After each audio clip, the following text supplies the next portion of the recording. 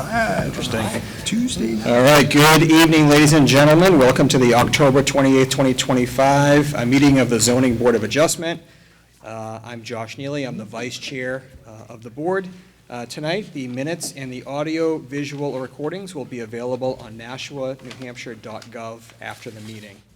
Tonight, with me up on the stage, the other members of the board are Mr. J.P. Boucher, Mr. Rob Shaw, Mr. Steve Lionel, and Mr. Joe Patry. The chairman cannot be with us tonight. Mr. Patry is an alternate, and he will vote on all of the cases tonight. When we go through the process, there are 5 voting members for every case, unless somebody recuses themselves. In this case tonight, I believe everybody should be voting together on the cases. We do, and also Carter Falk, which many of you have met in the past. Carter will be our timekeeper, as well as a member of staff that we can lean on if we have any questions. Tonight, we are looking at 4 cases. They are all variances. And for those of you who did the applications, you will probably remember there were 5 criteria inside the variance application that needed to be met in order to pass by the board here tonight. Each one of the variants must meet all 5 of the criteria to be passed along. When it comes to that, the 5 criteria are that the variance will not be contrary to public interest, the spirit of the original ordinance is observed, substantial justice is done, the value of surrounding property is not diminished, and literal enforcement of the provisions of the ordinance would not result in unnecessary hardship. Tonight, the way this works is as we call each case up, the applicant has up to 15 minutes to present their case. Please rest assured we have definitely read all of the material for your applications. So if you don't need to restate everything point by point, that is okay. If you want to, that's also fine. It's your time for the 15 minutes. We do ask that when you come up to the podium right up here, please state your name and address for the record. Just keep in mind that this is being recorded, so stay as close to the microphone or pull it off of the podium if you need to. But this is available on YouTube later, so we want to make sure that what you present can be heard. After that, I'm going to ask if anybody's in favor of each case. They have up to 5 minutes to present. After that is completed, we will ask if anybody's opposed or have questions. Each one of those folks has up to 5 minutes to ask those questions or state their opposition. In the event that we do have any opposition or there are any questions, the original applicant can then come up for 5 minutes and respond to the questions that were brought up by the folks in opposition. After that, one person and only one person from the opposition may make one additional statement or ask some questions before we give it to the board to go through the public meeting. When we vote, it does take a affirmative vote of 3 for a motion to pass, and that is going to get us going. Is there any questions from the audience? And besides the roll call, is there anything I missed up here, team? Okay, let's proceed to the roll call. So, Mr. Boucher? Present. Mr. Shaw? Present. Mr. Lionel? Present. And Mr. Patry? Present. And I, Josh Neely, am also present. And I do know that we have one case that was postponed. That was the City of Nashua owner, Division of Public Works, applicant at 848 West Hollis Street. That has been postponed from tonight to the November 25th meeting. So if you are here for the City of Nashua, Division of Public Works, that was in the Four Hills landfill, that case is not going to be heard tonight. That's been postponed at their request to November 25th. And Mr. Falk, do we have any other changes to the agenda? No, we do not. It's just that one for the DPW garage. Okay. Mr. Chair? Yes.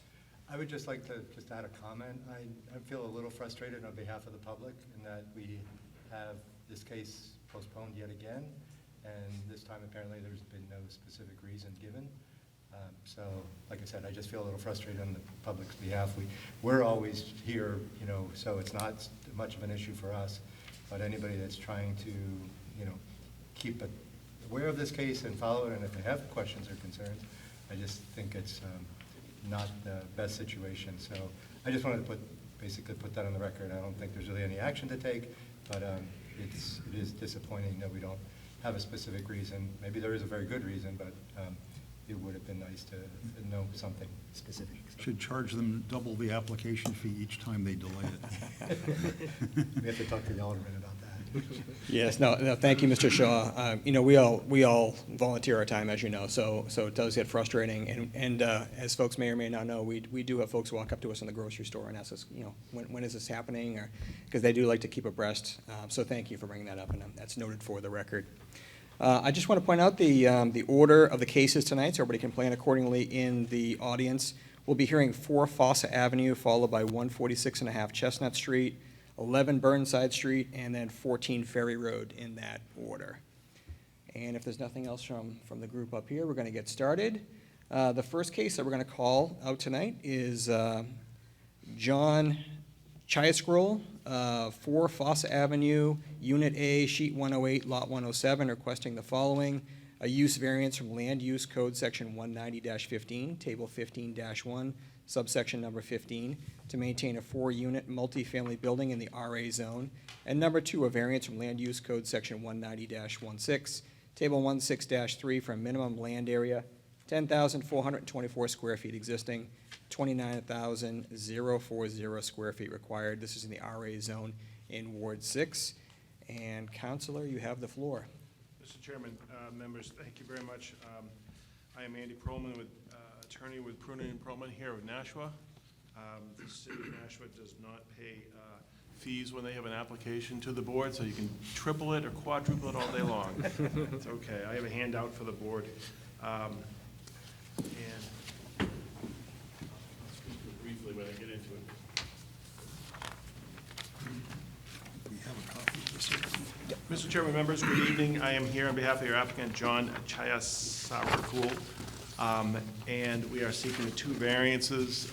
As the chairman mentioned, we are seeking the permission to have a multifamily, a 4-unit multifamily at 4 Fossa in the RA district. The RA district does not allow multifamilies. We have a density variance request. We have 4 residential units. We would need 29,040 square feet for the lot size, and we have 10,042 square feet for the lot size that's there today. And those are the 2 variances we're seeking from the board tonight. John bought his property in June of 2025, and the deed is in your packet.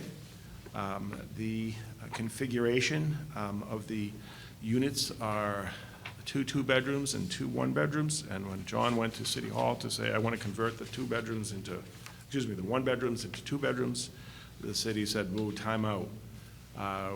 We know the building's been there for a while, but there are no permits or anything in place for this particular property, so that's what we're here today. This is really an after-the-fact request to permit what's there today. We're proposing no changes to the exterior of the property, with a little caveat, you know, to the extent that the planning board makes us clean up the site, say with parking space painting or maybe some new lighting, but the building itself is not going to change. What you see there today is what we're going to see if we're approved going forward with this board and the planning board. So there are no changes being proposed. We provided a site history that the planning department gave me. Kate Poirier gave us that couple-page site history that was in the packet. Originally, this was a 2-family. Paulina Fossa from Fossa Ave permitted a 2-family way back when. And over time, there have been a series of businesses in the site, residential businesses combined. I'm sure the use has changed. Sometime approximately, as far as we could tell, around 2006, the building was converted to what it is there today, the 4 residential units. The Picard family had some type of dress shop or some type of business in there prior to that, but around 2006, as best we can tell, the building was converted without any permits or approvals. Someone just went ahead and did it to convert it to the 4 residential units that we have today. Originally, this was 2 lots, 2 Fossa and 4 Fossa. In 1992, the lots were consolidated into the 4 Fossa Ave, and then after that, it was converted into the 4 units, again, without any permits or approvals, so that's what we're trying to do tonight. Not that it's particularly relevant, but there's plenty of parking on site for the 4 units. We need 1.5 minimum parking spaces. We have that on site. It needs a total of 6 for the 4 units, so we have more than enough parking at the site. I included in the packet the GIS plan with the zoning overlay, so that you can see that we're in the RA zone, but we're right on the corner of the RA zone. Across Main Street from us is the RB district, which allows multifamily and has a lower density requirement for multifamily units in the RB. And then south of us, heading toward downtown, straight across Fossa, is the D3MU district, which allows multifamily by right. And it likewise has a lower density requirement. And so we're just right on the corner of our zoning district, but nonetheless, we still are in the RA district. We have to address the variance criteria. So bottom line with the request to you, we have no changes to the building. We have 4 units that have been there for almost 20 years, and we're just looking to permit what's there, Mr. Chairman. And with that, I would like to speak to the variance criteria, unless the board had any questions for me or John at this time. We do not believe the request to you for both variances will be contrary to the public interest. Given the long history of the use on a busy Main Street, we don't see any health, safety, welfare will be affected. We don't see the character of the neighborhood is going to be impacted. Likewise, for the spirit of the ordinance, we're just seeking to permit the existing 4-unit apartment building. It's been there for a while. I grew up in South Nashua. I've always seen this building. Hasn't changed. It's part of the character of the neighborhood in and of itself. We're not going to injure any public rights with respect to the 2 variances being requested. With respect to substantial justice, the owner wants to permit this going forward, so he has a properly permitted site. It'll certainly benefit him with any future sale, with any future financing, and with no impact, with no harm to the town. We don't see, because of this site's been there for so long, in its current condition, we're not aware of any complaints from any neighbors. We don't see any impact to property values with this request. And finally, Mr. Chairman, this is a small lot, an existing small lot. It's a fully developed residential neighborhood. Sometimes we can approach neighbors and say, hey, can we buy a couple thousand square feet from you? Can we buy a couple thousand square feet from you? And we could help solve the density issue, but we don't have that option here. And we believe we have a reasonable use, residential use in a residential district is reasonable use, and as a result, we see no fair and substantial reason to deny this request for the 2 variances with this application. So, Mr. Chairman, just one final thing. My handout that I have for you, we have a mix of uses all around us. Some comply with the density, some don't. I will admit I didn't do a deep dive into each one of these properties and find out if they got variances or what they have in permitting. But you can see that we have some units comply with the 7,260 square feet per unit in our area in the RA zone. Some don't. But it's just, I just want to give you a sample of flavor for just the neighborhood and just the mix of uses all around us. And that's all I have, Mr. Chairman. So happy to answer any questions. Thank you. Any questions from the board? Thank you, Counselor. Thank you. And is there anybody who wants to speak in favor of this application? Does anybody want to speak with opposition or have any questions to this application? All right, if that's the case, we're going to close the public and go to the public hearing and go to the public meeting. And board, would somebody like to start us off? Mr. Lionel. Yeah, that this building has been treated by the city as 4 units for almost 20 years. There seems to be plenty of parking. The building's in good condition. I understand the applicant wants to basically regularize it and make it all legal, so I don't see any reason to object. Thank you. Anybody else want to speak? Mr. Shaw? I pretty much concur. I think especially the long history of this usage as such, again, with no issues, I'm okay with it. Okay. And does anybody else want to speak? I'm also in favor. I've driven by this building thousands of times. I would have expected it to only be apartments. At no point would I have expected that to be any type of retail. And I don't think there's any chance any retail or commercial activity is going to go back into that building with commercial buildings in the state that they are. And we also need the housing stock here in Nashua. I applaud the applicant for trying to legalize everything and move forward. I know it's tough when you get in there and realize everything is not what you expected when you bought it, but kudos to the applicant for getting this done. I think this is a good, complete application. Would somebody like to make a motion? Mr. Patry. Sure. I move that we approve the variance request for,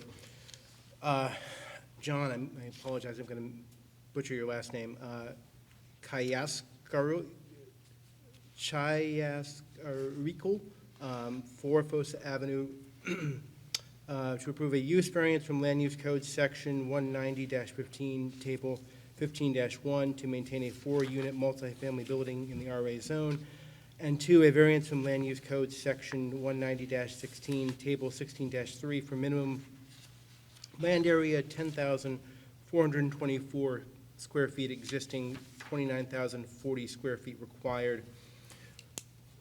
We find that granting the variance would not be contrary to public interest because the building has been used as a 4-unit apartment building for approximately 20 years, or for nearly 20 years. We find that the spirit of the ordinance would be observed because the variance would approve the longstanding use, which is in keeping with the character of the neighborhood. We find that granting the variance would do substantial justice because it would allow the property to be continued to use as a residential property and not displacing any of the current residents. We find that the value of the surrounding properties would not be diminished given the current use. And we find that owing to the special conditions of the property that distinguish it from other properties in the area, denial of the variance would result in a necessary hardship because there is no fair and substantial relationship between the general public purpose of the ordinance and the specific application of that provision to this property because the property has been used as a 4-unit residential property for nearly 20 years, and its continued uses it would be keeping the character of the neighborhood. And we find that the proposed use is reasonable because it has been a longstanding existing use, which is in character of the neighborhood. Thank you, Mr. Patry. Do we have a second? Mr. Lionel has a second. And do we have any additional discussion? All right, that being said, all in favor of the motion? That motion does pass 5-0. I'm just going to call you John. John, your application has been approved. There is a 30-day window of appeal. That being said, feel free to start your project or whatever paperwork you need to do to get things going here. If there is any type of appeal, it will go through Mr. Falk's office. He'll let you know. Other than that, have a great night. Thank you very much. Yeah, you're welcome. All right, we're going to call up the next case here. The next case is 146.5 Chestnut Street. And that's Kimberly Aponte, K&F Homes, LLC owner, sheet 100, lot 72, requesting variance from Land Use Code Section 190-16, Table 16-3 for a minimum lot area, 5,050 square foot existing, 6,970 square foot required to convert a single-family home into a 2-family home. This is in the RC Zone, Ward 6. Is the applicant here? Going once?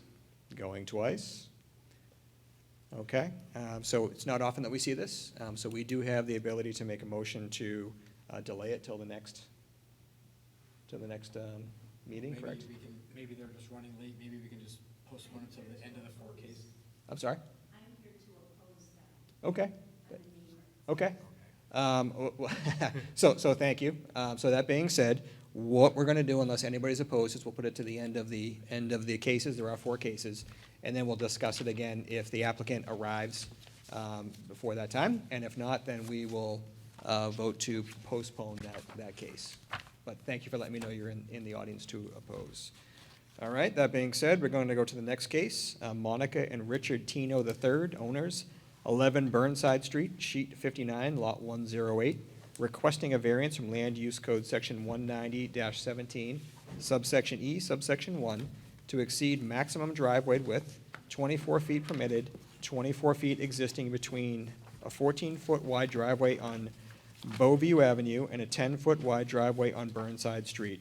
This is to request to widen the driveway on Burnside Street an extra 10 feet for a total driveway width of 34 feet. This is in the RA zone in Ward 2. Looks like we've got the applicants here. If you can just give us your name and address for the record, and then let us know in your own words what you'd like to do, please. Sure.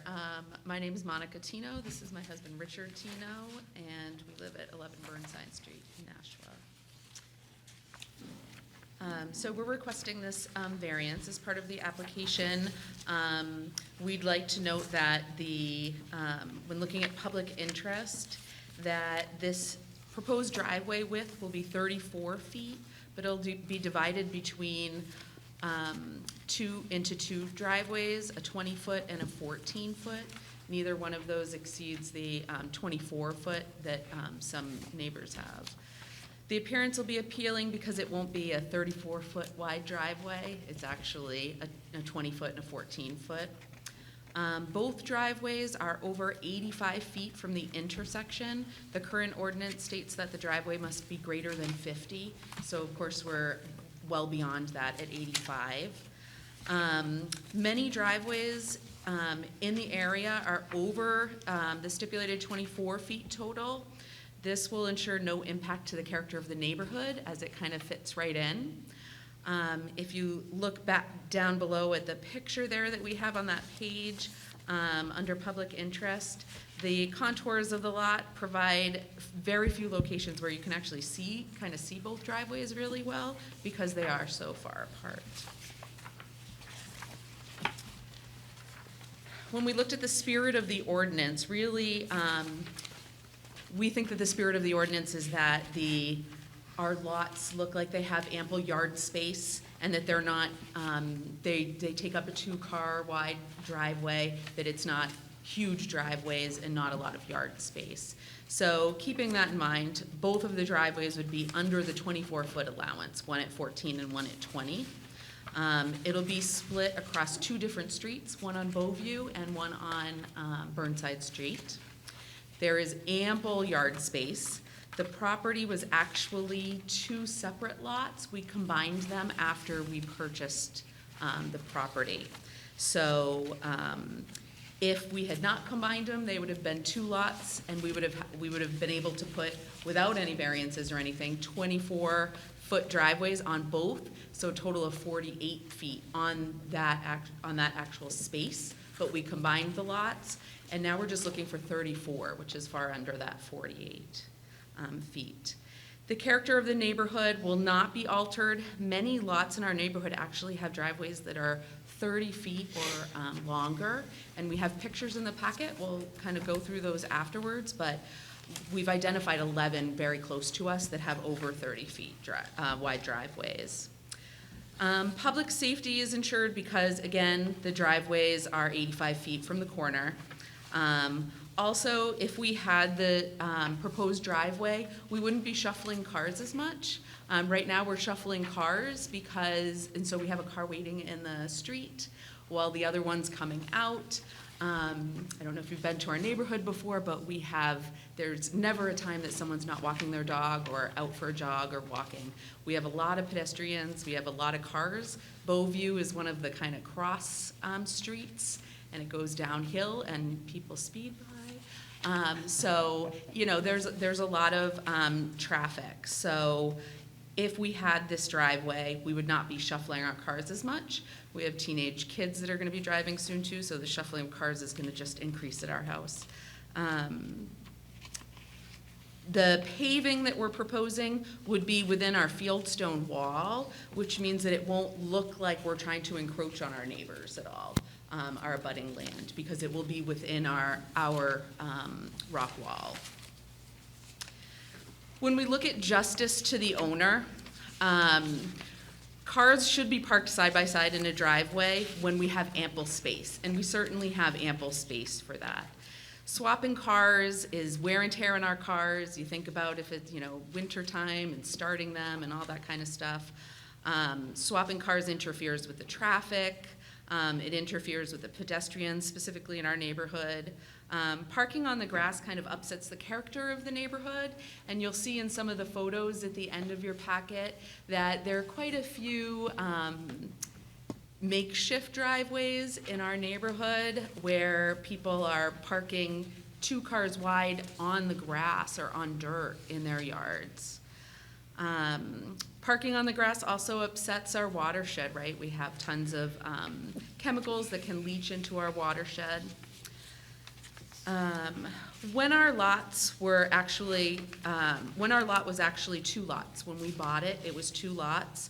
We came to the board here and asked for a variance to build on that lot, and it was declined because our lot was 1% too small. So again, we would have had the 2 lots and 2 24-foot driveways in that area anyway, showing us that, you know, we really do have that ample space without compromising the character of the neighborhood. This supports values of properties. Many properties within 1/3 of a mile have single driveways that are 30 feet or more wide. The house across the street from us, their driveway is more than 30 feet wide. It's right across the street from us. 3 corner lots, just like ours, within 1/4 of a mile have driveway widths of 50, 40, and 30 feet. Many properties within the neighborhood park on grass, which negatively impacts our property values. So we certainly don't want to be parking our cars on the grass. This does provide us with unnecessary hardship because we have ample space to have these driveways. You know, the property used to be 2 lots. If you look at the picture on that page, it shows the 3 lots there. The 2 lots on the left are the lots that we combined after we purchased it. Because we didn't get the variance to build on there, because that lot was 1% too small, we combined the lots and then built an in-law apartment. So we got a special exception for the in-law apartment, so we have 2 drivers there, 2 drivers at our house, and so we're just looking for enough parking so that we can be able to park our cars without having to shuffle them in the street.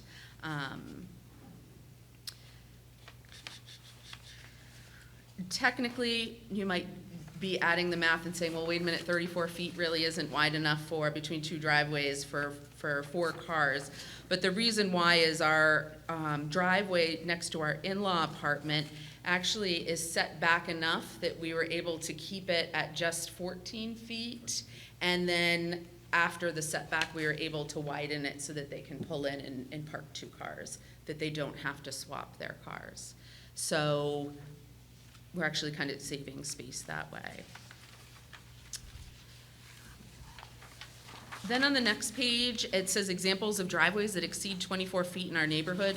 Those are the 11 that we identified in pictures there, just to kind of give you an idea. We're the red box. You can see right across the street from us, that's 1 house. There are plenty of houses that have exceeded the 24-foot lot. And then we have pictures. These were taken from the GIS Nashua from the Nashua website, showing and then calculating the extra large driveways. And then after those pictures, there are about 11 of those, we have some pictures, and we didn't identify where they were, of cars parked, you know, unsightly in our neighborhood on the lawns. We also want to recognize that there's been some objections that have been sent relative to the cross-country sewer line that runs underneath our property, right on the border of our property with 15 Burnside Street. The objections there seem to center around whether there's an easement or not. The last page of the document that you have there is a copy of a 2009 document from the city that indicates that there is no easement, no sewer easement there. I have a larger copy of that. That's a very small piece of a larger document, our reduced version of that. So there is no easement for the sewer line there. There are 2 other cross-country sewer lines that are represented within the neighborhood. That's on the kind of second to last page there. They go through some yards. One goes apparently through a structure, probably a deck or something next to a house, between Wellman Ave and Beauview Ave. And then between Danbury Road and Manchester Street, it goes under a drive, another cross-country sewer goes under a driveway right there as it comes off the street. Certainly sewers under paved surface isn't anything unusual, but we understand that the city wants to maintain access to that. It's right along the border of the two lots. We're not asking to cover that with a driveway. We're asking for the driveway to come near that edge of the lot, within 4 feet of the edge of the lot. And there are fences and other things along that same, over the sewer line. Yes, not our fences, our neighbors' fences. The fences of the people that have objected to the driveway are over the sewer line as well.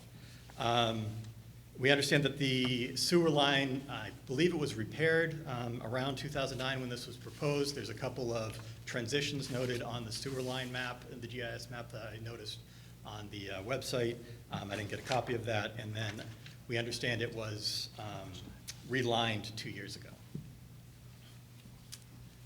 I think that about wraps it up. Are there any other questions, or would you like to see the large version of that reduced document? I don't think we need to see the large document. Any questions from the board? If not, feel free to, I'm sorry. Oh, Mr. Lionel.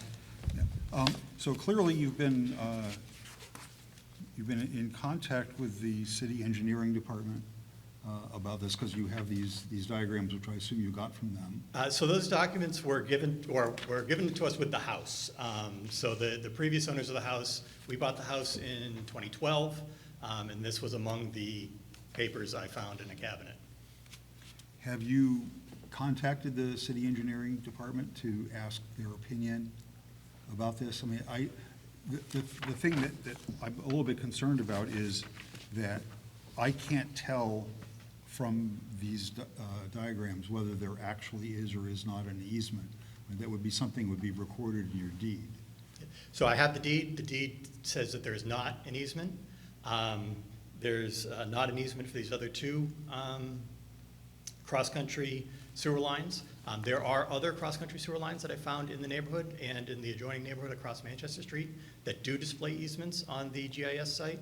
So the city hasn't entered it into their systems. Okay, thank you. Yep. Any other questions from the board? I do have a couple questions for you. Sure. If we were looking at the house and your single car driveway, single width, are you looking to expand toward your house or away from the house? Away from the house toward the property line. If you Okay. look at the Spirit of Ordinance page, that diagram at the bottom, that's our property and our house. On the left side of that is Burnside Street. You can see the van in the driveway, and so we would be looking to go up on that document. Okay, and did you consider just doing kind of a jut out instead of doing the full width all the way down to the street? If you had done that, I don't think we'd even be here tonight. It would still be wider because it's all in the setback. So the setback goes about to the front of that,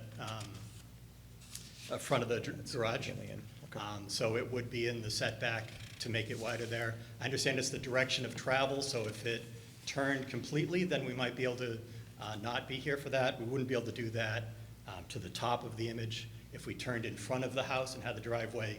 Frankly, if we had the driveway go from one driveway to the other, I don't think we'd be here, but that would be kind of a ridiculous driveway. Okay. Any other questions?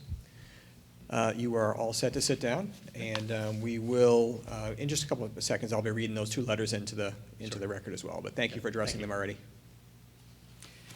All right, is there anybody in the audience who would like to speak in favor of this application?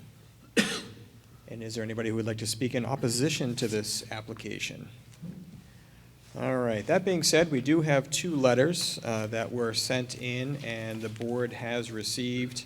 I'm going to read them really quick because they're not that long.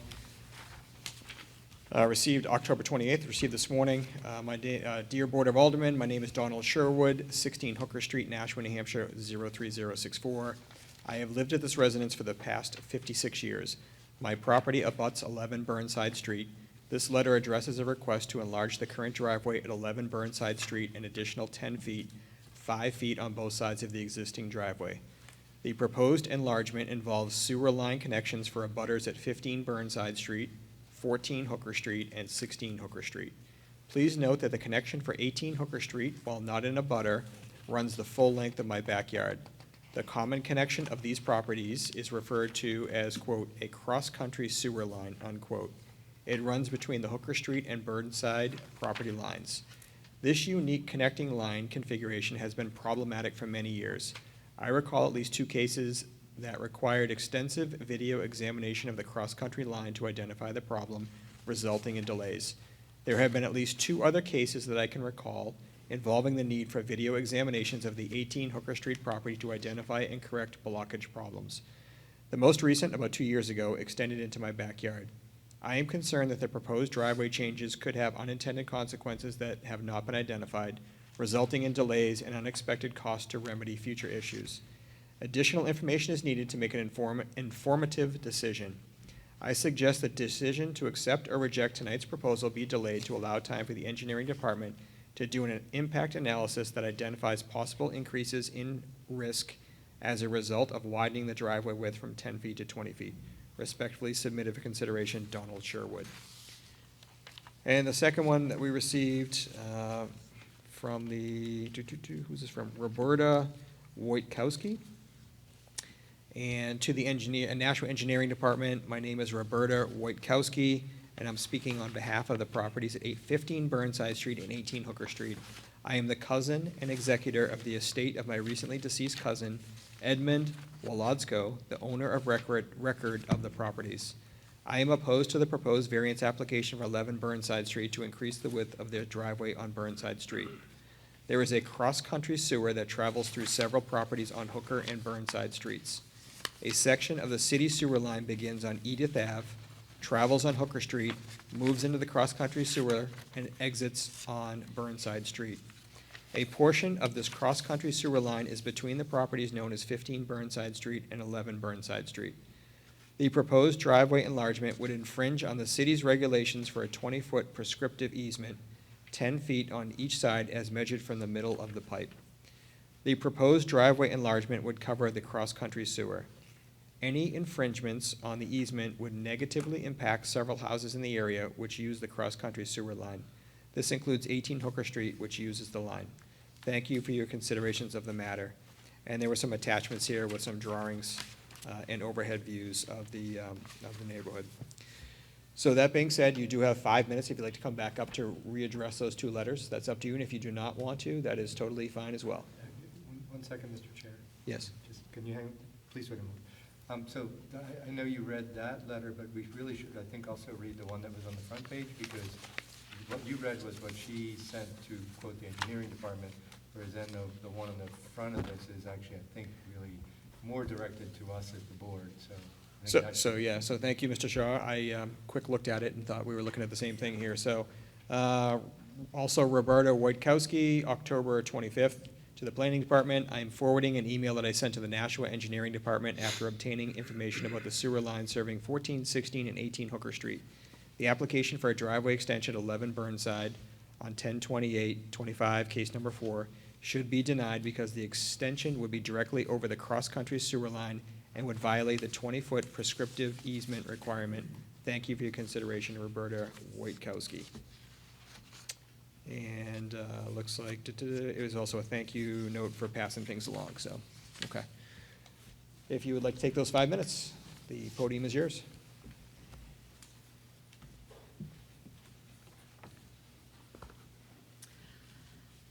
So the letter from Roberta came first, and she is the representative of the estate of our abutting, the lot to the, our abutting lot.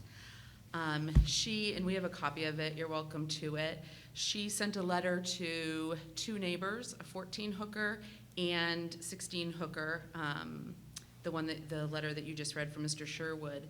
She sent a letter to them outlining what they should say in complaint to the zoning board about our variance. So I wanted you to be aware of that, and you're welcome to the letter if you'd like it. I also ask, what risk? Where's the risk? They're not giving any kind of details as to what the risk is.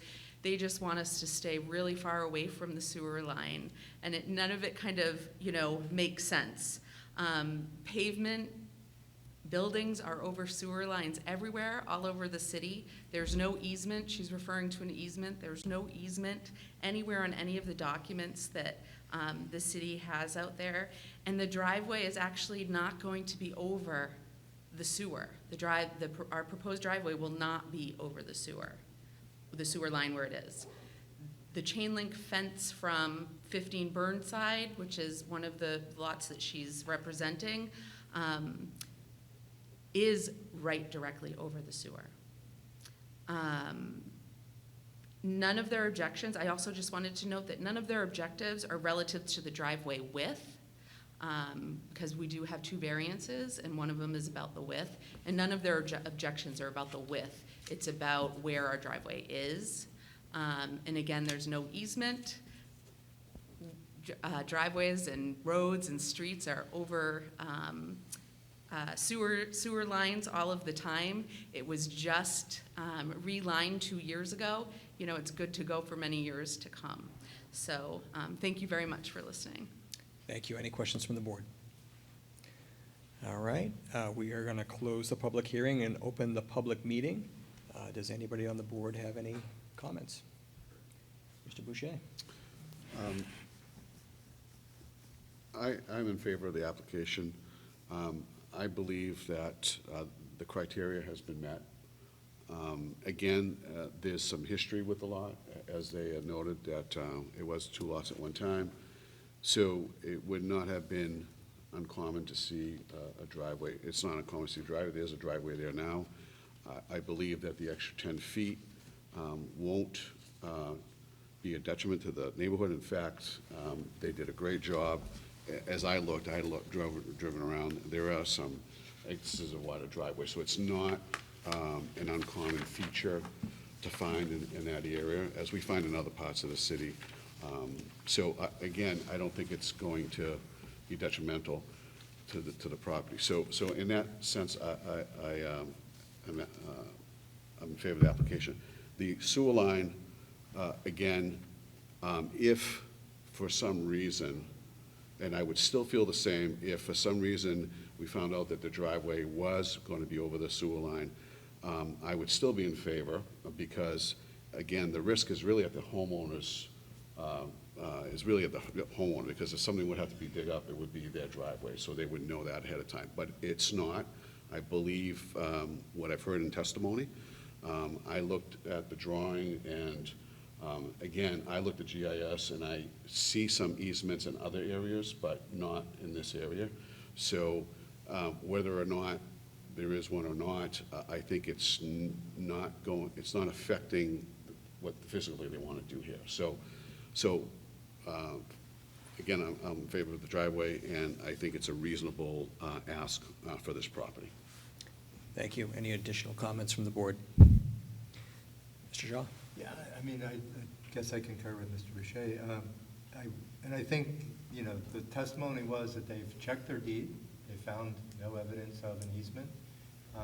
While we know that the city cautions that, you can't guarantee accuracy on those GIS maps for different things like this, I think, the evidence certainly seems to support their testimony. And so we don't have anything that shows that there's been no documentation provided that there is an easement. It's curious in a way that this one doesn't have one when some of the others nearby seem to, but maybe there was no concern on the city's part, or maybe when this part of the development was being done. I don't know. You could speculate a lot on that kind of thing. But so without something that kind of indicates to me that there is an easement where they would be potentially violating that, and the fact also, at least their understanding, interpretation of the information is that they won't actually be even over the sewer line. I think this easement is that whole thing about 10 foot on either side. So I guess I'm not too concerned, and I think Mr. Boucher nicely noted also that really ultimately it could be the property owner's issue if something has to get dug up in that area at some point in their driveway. It could be affected, but I'm sure I have to just deal with that. But yeah, so I don't see any reason to not proceed with the case. I think to just speak to the width overall, because I think it's easy to kind of get hung up on this, the issue that's been raised, and it was a concern when I saw those. It was like, oh, okay, this is a little bit, not quite expected, but so I guess I think the fact that this is a corner lot, and that the driveways are so far from each other, they're not going to be too close to the intersection, all those things, I don't think there'll be I think there'll be much less appearance that there's extra driveway width on this property than there are some of the other properties in the area that have just wider than 24-foot driveways. So I think I don't have any concerns with that either. So that's where I stand. Excellent, thank you. Any additional comments? So I also am in favor of this application. This was a very complete application. Thank you very much. We really appreciate it. It makes our lives a lot easier. When I look at the picture of the property, knowing already that two properties were put together into one, and I look at the setback line here, it's pretty significant. So the reason that I had asked the question about whether you could kind of jut the driveway out a little bit was well answered by the applicant. That's something I would do, but when I look at the setback lines here, it makes sense not to do that. And I sympathize with swapping cars all over the place. I'm also one of those families, so it's getting cold, and I enjoy running outside to move cars around in the cold. So I can certainly sympathize with that. And also, I usually vote in favor of safety issues, and the applicant did say that there's a lot of speeding on these roads. Some teenage drivers are about ready to start driving, and anything we can do to minimize the amount of cars just sitting in the road, I'm always in favor of. And Mr. Shaw and Mr. Boucher both spoke eloquently to the other thoughts that I had as well. So for those reasons, I'm in favor of this application. Does anybody want to make a motion? Mr. Lionel? I'd like to make a motion on behalf of Monica and Richard Tino, owners of 11 Burnside Street, sheet 59, lot 108, requesting variance from Land Use Code Section 190-17E1 to exceed maximum driveway width, 24 feet permitted, 24 feet existing between a 14-foot wide driveway on Beauview Avenue and a 10-foot wide driveway on Burnside Street, requesting to widen driveway on Burnside Street an extra 10 feet for a total driveway width of 34 feet. This is in the RE Zone Ward 2. The board believes that granting the variance would not be contrary to public interest because these driveways are far from the intersection. This is a corner lot, and there are many surrounding properties with even wider driveways. The spirit of the ordinance would be observed because each individual driveway would be the 24 feet, and this was originally 2 lots, so that could have been there before the lots were joined. Granting the variance would do substantial justice because it allows the applicants to avoid shuffling cars around, which is an inconvenience and can also, as noted by the applicant, can cause damage to the grass and also may endanger pedestrians. We have not been presented any evidence that the values of surrounding properties would be diminished. Generally, having a driveway that's wide enough to support 2 cars wide is a benefit to property values. And as far as unnecessary hardship, the special conditions of the property that distinguish it from other properties, it's a corner lot that was originally 2 lots combined. There is currently one narrow 10-foot driveway on one of the sides, which is wants to be widened. There is not a fair and substantial relationship between the general public purpose of the ordinance and the specific application of the provision to this property, because the reason for the ordinance is to prevent appearance of massively wide driveways in front of houses, and this would not look that way. So for all that, I make a motion to approve the area variance. Thank you, Mr. Lionel, and a second from Mr. Shaw. Any additional conversation by the board? All right, all those in favor of the motion? All right, 5-0. So your motion passes. Congratulations. There is a 30-day window of appeal, but I would start your construction project. Thank you once again for your very complete packet, and have a great night. Thank you.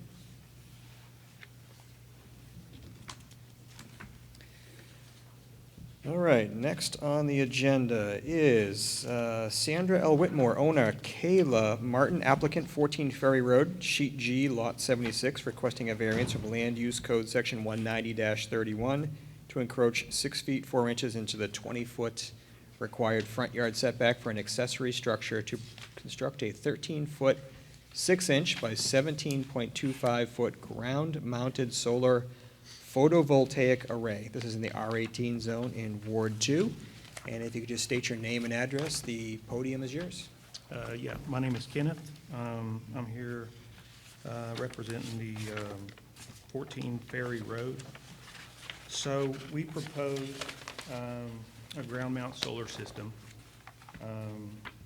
And per the city ordinance, we have to be a certain, footage back from the road. And the proposed, sorry, I kind of got thrown into here. You need to speak into the microphone, sir.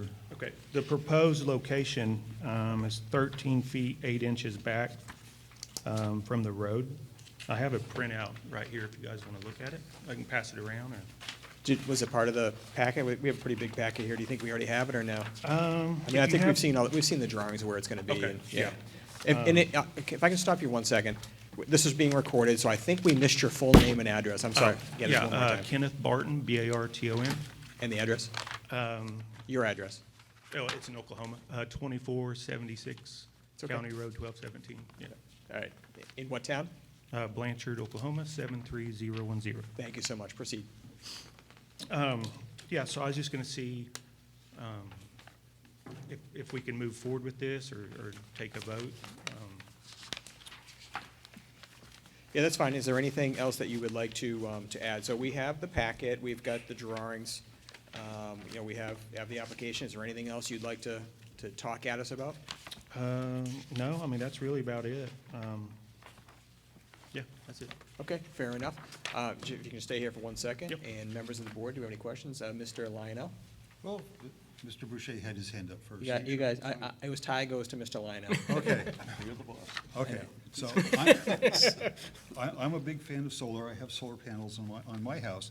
And when I saw this application and I drove by the house, I said to myself, why a ground-mounted solar array? Why not mount the panels on the roof, which seems to be room for more panels? And even though the house is facing east-west, it seems to me that the panels would have more exposure to the sun on the roof of the house than in a 12-panel array mounted on the ground. Yeah, so, I mean, it's the preference of the customer. Some don't like putting screws in the roof, and if the tilt isn't right, we like to go like a 30-degree tilt to get the best production, and that's what the ground mount would be. It'd be a 30-degree tilt. Okay, that's really was my question. I just was trying to figure out why. And I've seen many houses that are, that are oriented that way that still have lots of panels on their roof. But, okay. Mr. Boucher? So, I did look at the property. I know it's pretty treed in the back, but I'm trying to understand why you couldn't get that solar array in the setback without coming in front of us. So you're wanting to encroach 6 feet, right? Into the 6 feet into the front setback. So why couldn't you I'm trying to understand why couldn't you push the solar array back 6 feet and not be here for a variance? Because I believe the trees in the back will be an issue with shading, so their production wouldn't be as high as where the engineers located it right now. So, okay, so just another question. And again, Mr. Lionel probably has more experience than I do because I don't have solar panels. So over time, because I've seen this in other solar array areas, and what happens is the trees will grow, right? So wouldn't, at some point, the trees be the same issue that you're stating why you need to be in the front setback? And then therefore, why couldn't those trees on the customer's property be trimmed so that the solar array could be put, within the setback? Right, and usually when that happens, that's what we propose for them to do, is get their trees trimmed, but that's an extra expense for the customer. All right, so this application, so you're saying that, I think what you're saying is that you have recommended that, but they are choosing, for whatever reason, neither good nor bad, not to trim the trees and move the solar array up where, is that what you're saying? So I did not sell the project. Oh, I understand. But that's what our sales team does, and that's what they're supposed to do. Right. But I can't tell you I'm 100% Okay. sure. So, just another question, just so I understand the whole process. When you look at this property, if there was no trees in the back, or there were less trees, or they were further back, definitely it could have been put in the front setback. It could have been put not in the setback, and it would have worked fine. Yes. Okay. Yep. Thank you very much. Yep. I appreciate it. Yes, sir. Additional questions from the board? Just- Yeah, it's Mr. more- Shaw. It's more a question for Mr. Falk. So, does that mean our code actually just treats us as an accessory structure and doesn't look at it as anything special? So if they were gonna wanna put this in and we're behind the setback, there would be nothing that would prevent them from moving forward? There's no code that speaks to having solar arrays in one's front yard, basically? That's correct. Okay. We call it an accessory structure, just like Yeah. we treat it similar to a shed or a gazebo or something. It is a structure, they do need to get a building permit. It has to have, a proper footing into the ground for wind loads, so we do call it a structure. Yeah. And, it shows on their survey that they are like 6 feet and a few inches into the setback, so. But I was I was mostly There's no just like, special I rules kind of was what it is. surprised when I was like, oh, I guess maybe we don't even have anything that speaks to that, and just wonder if the new code will or won't.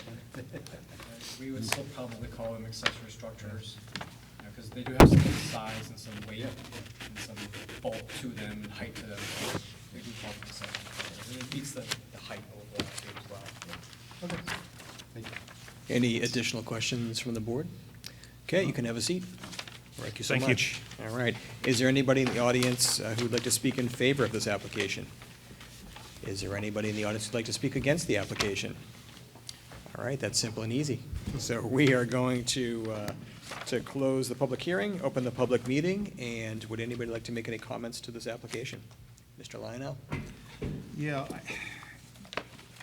what I keep hearing is that there were multiple ways that the property owners could have done what they wanted with minimal, sort of minimal effort, but they just said, no, I don't want to do that. And we run into that occasionally.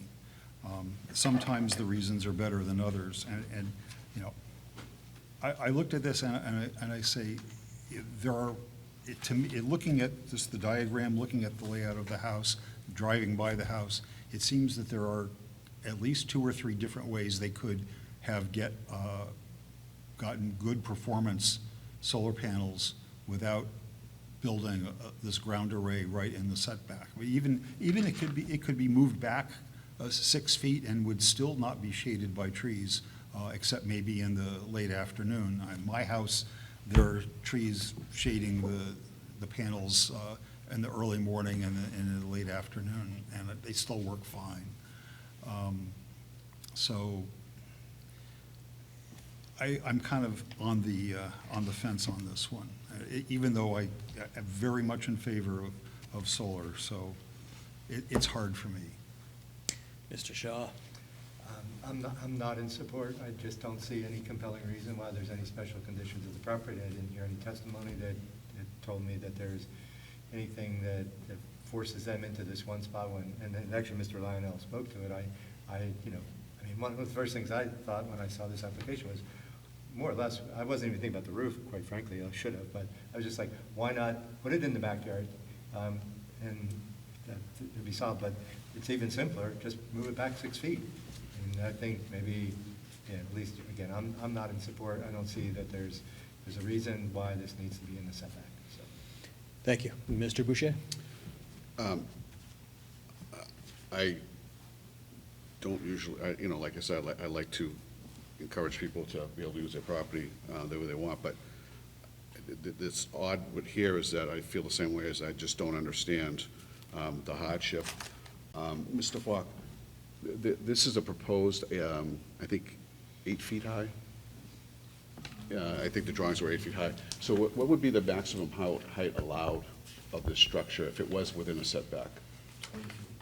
So, again, I didn't mention this before, again, if it's back 6 feet and let's say there's some shading, it wouldn't look pretty maybe to some other people, but it could go up a little higher, right, to grab that sun.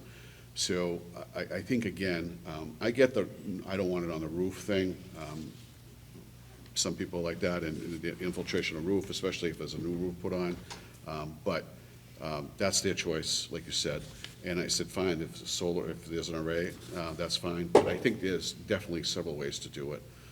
So again, I'm not discouraging the homeowner to follow through on the solar. It's just, I think that the property's not small.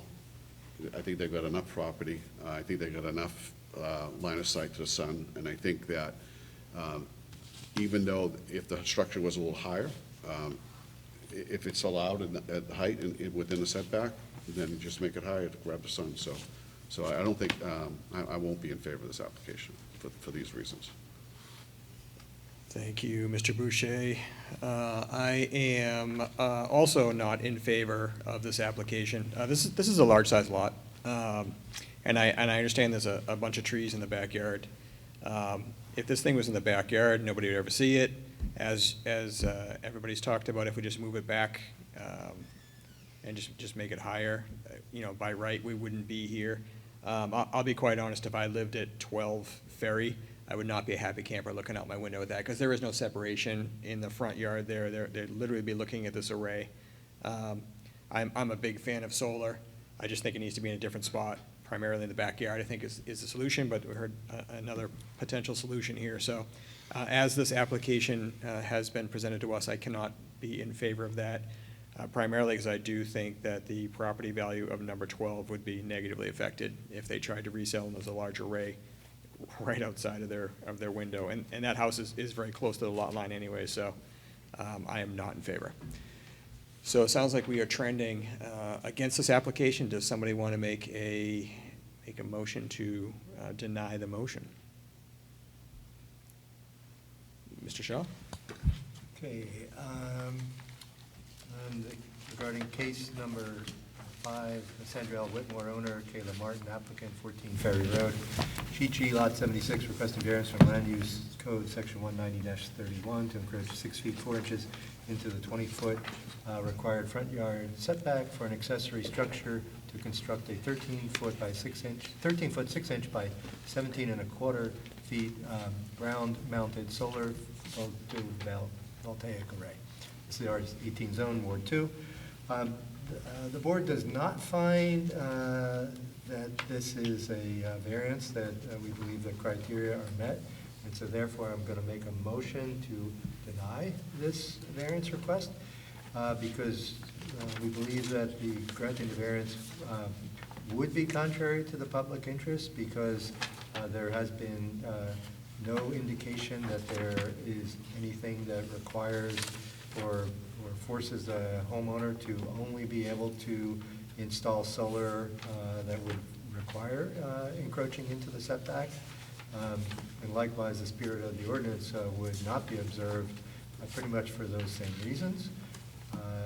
The granting the variance would not do substantial justice because, again, there's, in this case, it would be allowing something that would be in the setback when there's no reason for the structure to only be able to be placed there. The board is concerned that there could actually be negative impact on surrounding property values by having a structure like this further into the front yard. And regarding unnecessary hardship, similarly, there's nothing that has been indicated that there is anything unique in the or special conditions of this property that distinguish it from other properties where this use couldn't be reasonably done in another fashion.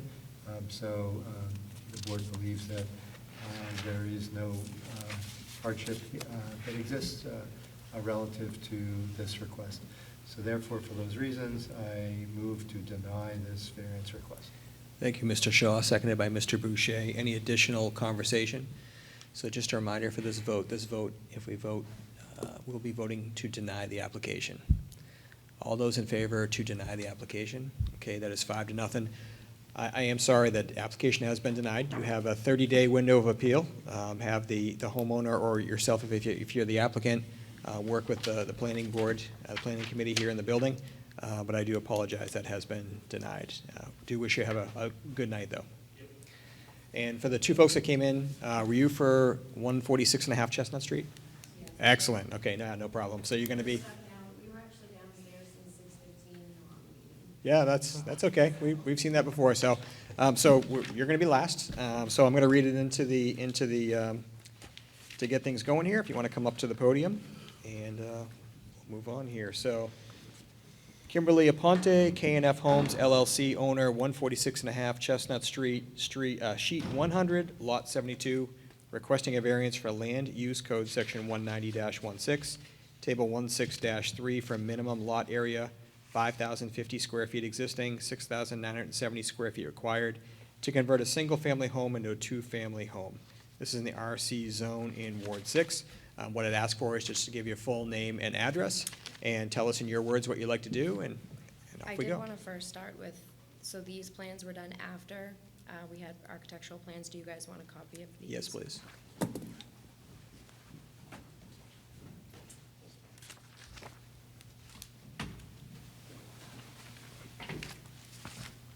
My name is Kim Aponte, 258 East Dunstable Road, Nashua, New Hampshire.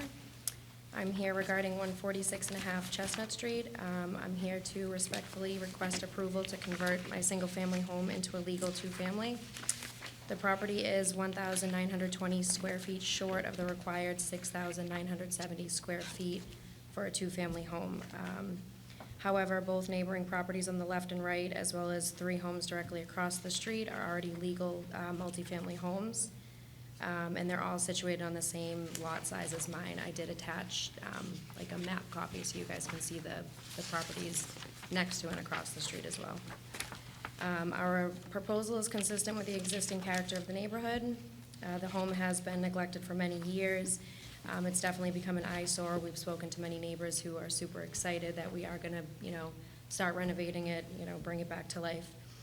We plan to completely improve the exterior to align with the other recently renovated multi-homes on the street. Several neighbors have said that they are in full support of this project as it will significantly enhance the curb appeal and overall value of the neighborhood. This conversion also has a meaningful purpose for me as well. It will provide housing for 2 additional families. It will create a safe, supportive home for my father as well, who needs to live closer to family following his recent heart attack and his current disability. In a time, obviously, where housing shortages are a major concern in our community, this project will help meet the need by offering safe, updated, and affordable housing. The second floor has already been used as an illegal studio apartment for over 20 years. So the two units, the past owners have been using it. There's a one unit when you walk in, and then upstairs has been used as a studio. There's obviously no second way of egress, which is what shows the plans that we plan on doing. So we'll add that second way of egress and bring it fully up to code and complying with any other requirements the city sets forth as well. Both units are gonna stay pretty much how they are. The layouts aren't changing. Appliances are being moved around, but the bathrooms, all the major plumbing, electrical, all that is staying where it is, so we're not really making major changes except for updating and renovating. We believe that this project will not only revitalize a long neglected property, but also contribute positively to the surrounding neighborhood by improving property values and the aesthetics while addressing a pressing housing need. I respectfully request that the board approve our variance so we can move forward with creating a safe, compliant, and community-enhancing two-family home. Thank you. Thank you. Any questions from the board? Mr. Shaw? It seemed pretty evident from your plans, but I just wanted it kind of noted on the record. So it looks like you don't have any plans to change the footprint No. or essentially the size of the structure itself. Everything is really internal that you're doing? Correct, except for we'll be adding the second egress, so we'll be adding the deck with the stairs down, so there's a Okay, yeah. second egress for the top unit. Okay, thank you. You're welcome. Any other questions from the board? Mr. Boucher? The structures in the rear of the property, I'm sorry, what was that? the structures in the rear of the property? Yep, the garages? Yeah, those are going to remain, right? No, those are staying, and we're gonna update those as well. Yeah, right. So Yep. those will be. But their structure's staying as is. We're Right, just gonna. okay, so those will be assigned to each of the units there, right? Yes. Okay, so there's plenty of parking. Oh, yes. It's going to remain the same. There's already two separate driveways as well. Right, right. Yeah. Okay, thank you. You're welcome. Any additional questions from the board? Okay, you're free to sit down. Thank you. Thank you. Does anybody want to speak in favor of this application? And anybody who'd like to speak in opposition to the application? Yeah, come on up to the podium, just give your full name and address, and you have up to 5 minutes to speak, please.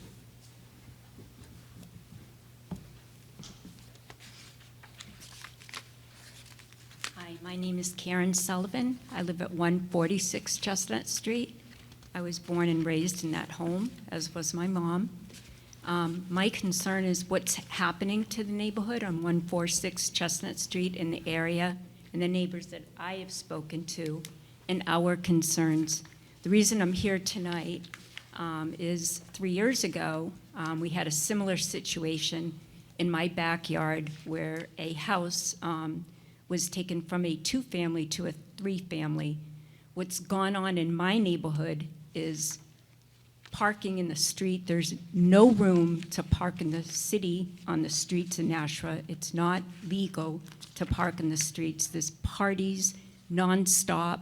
It's just become just unbelievable to even try to sleep at night. Police are called nonstop. There's people blocking our driveways, people parking in the street, emergency vehicles that can't get by. I've left for work in the morning and had to call to have cars removed from the end of my driveway. It's been a total nightmare. So my main concern was the use of the home right next door to me, which is a smaller lot.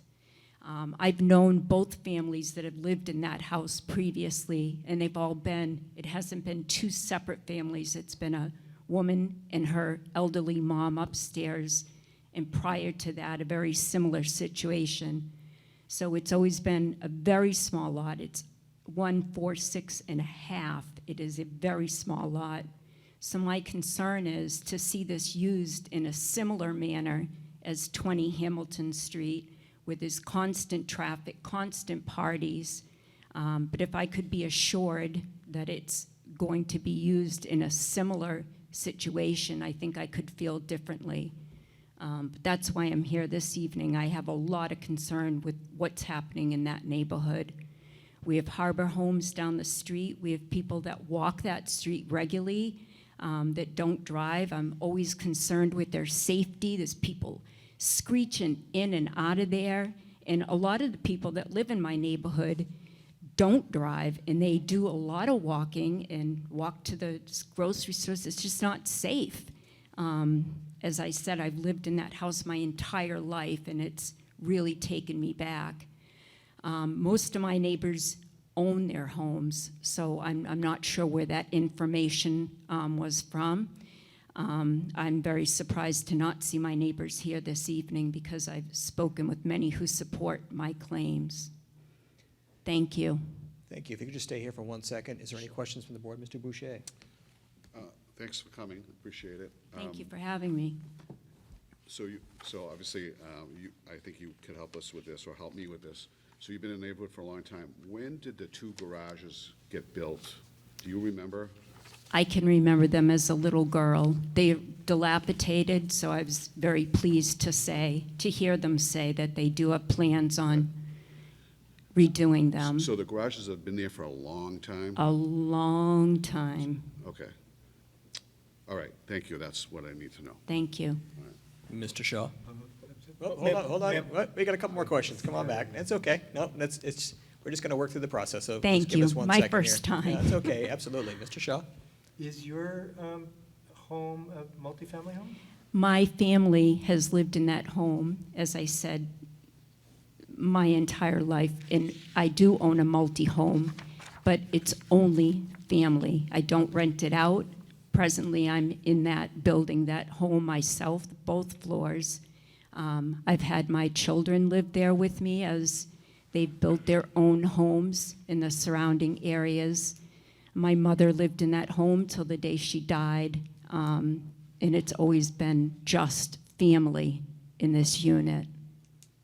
Okay, and then also, you spoke about 146 and a half being a really small lot, but when I look at the plots here, your plot appears to be exactly the same size, likewise 148, and many of the surrounding, even number 20 Hamilton, number 10 Hamilton,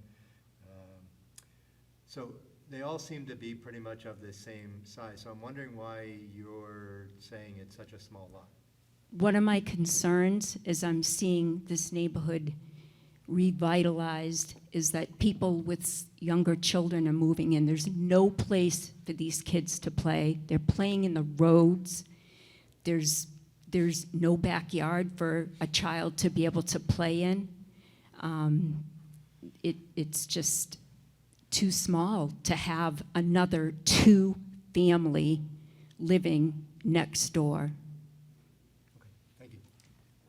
Okay, any other questions from the board? You are free to sit down. So what we're going to do is the applicant has 5 minutes to come back up and respond, and then you'll also have an opportunity after that if the applicant responds. Ms. Aponte, would you like to respond?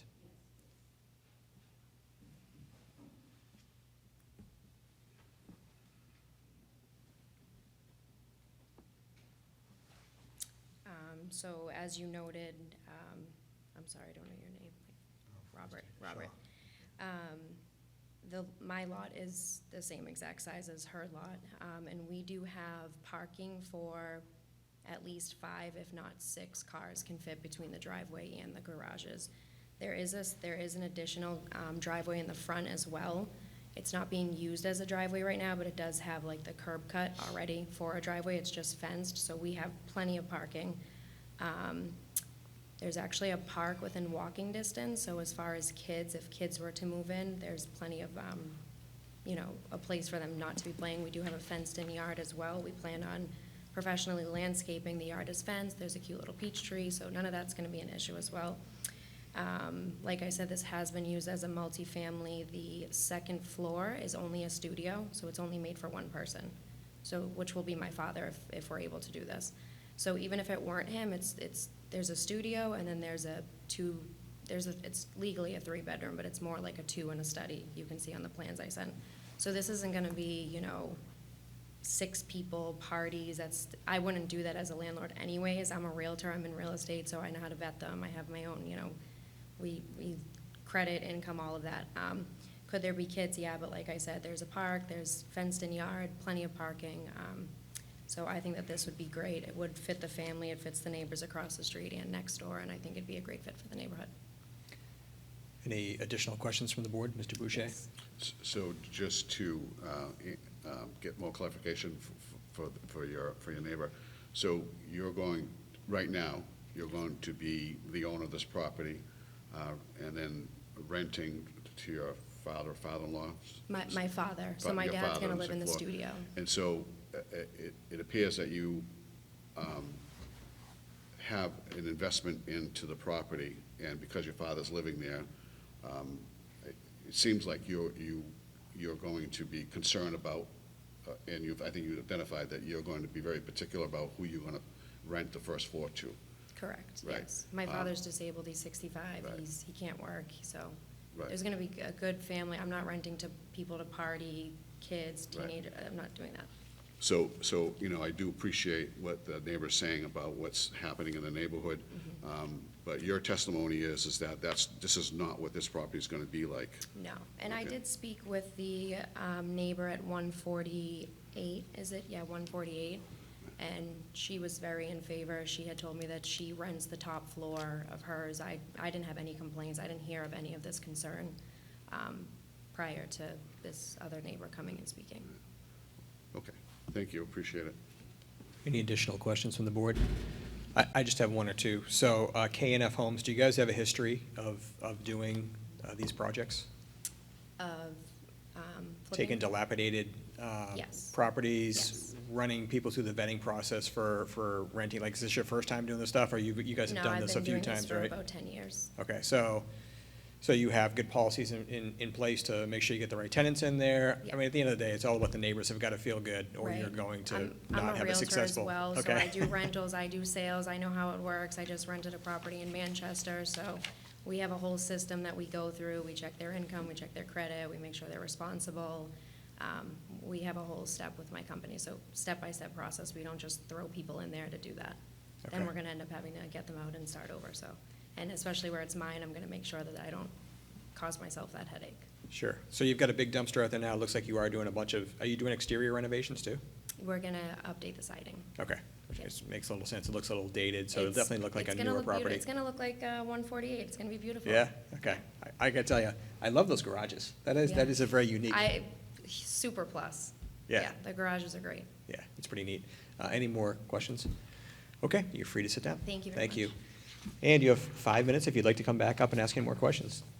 Okay, thank you very much. All right, I don't see anybody else in the audience. We have no letters that we received, so I'm going to close the public hearing and open the public meeting. And does anybody want to start us off? Mr. Boucher? I'm in favor of this application. Interestingly enough, when I looked at those two garages, somewhere at some point, there was a thought that it looks like it was almost designed to be a couple of units. Not that, I don't know if there were permits pulled and all that, and back whenever it was done, but from testimony, they've been there for a long time.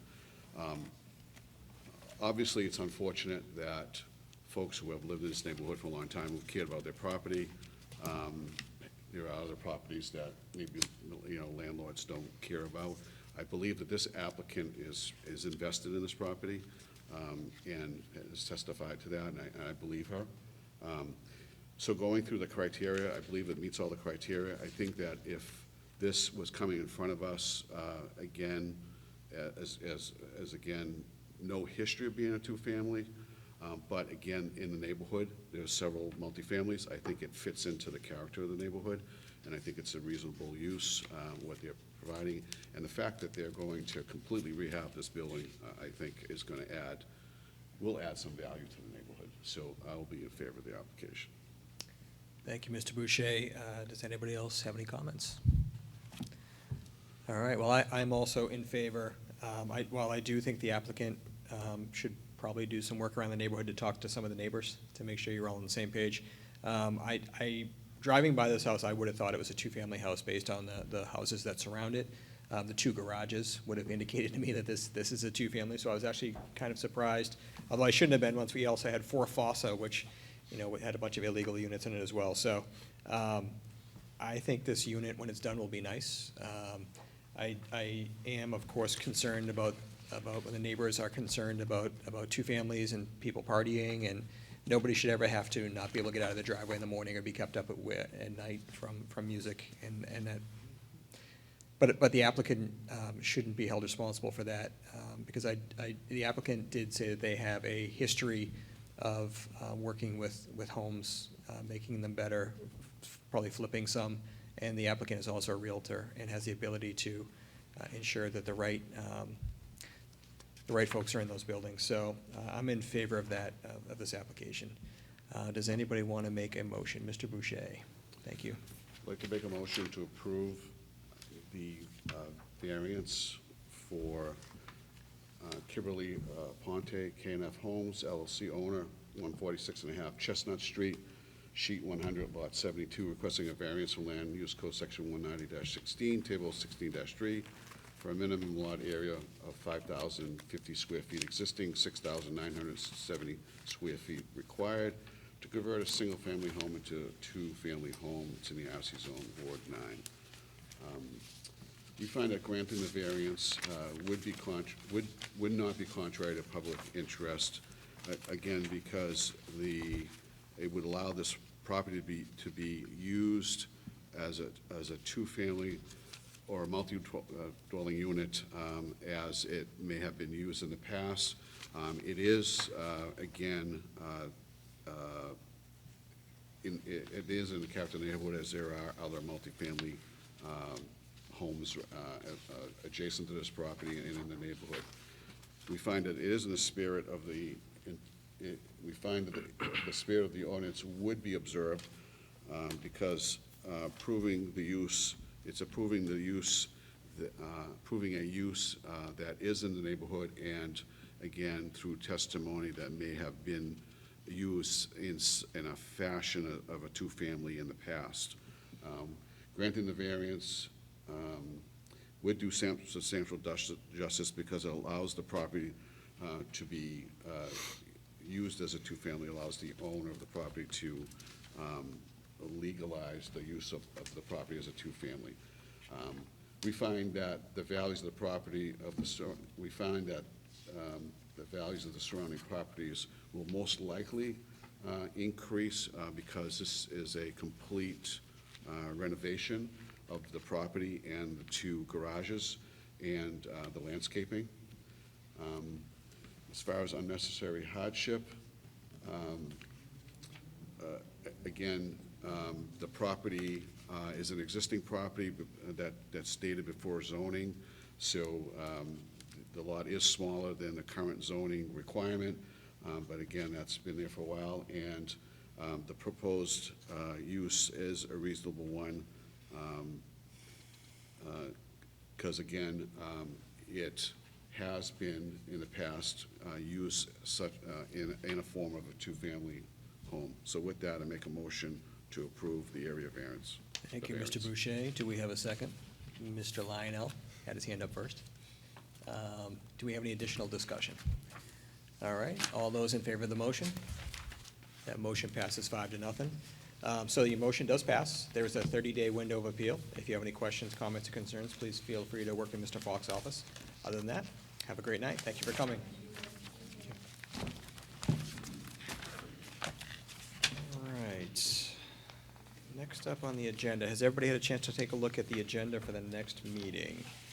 And do you see any issues of regional impact? I do not. Okay, sounds like a firm no. Okay. Thank you. You're welcome. All right, and we're going to approve the minutes. We did have some minutes in our packet. Did everybody have a chance to look at the minutes? Yes. And that was for October 14th. Do we have any changes that we want to note? Mr. Patrick? Just a couple of typos.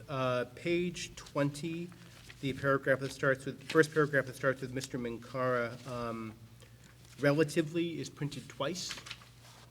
And then at the end of that paragraph, it looks like there was a stray zero. Oh, yeah. And then,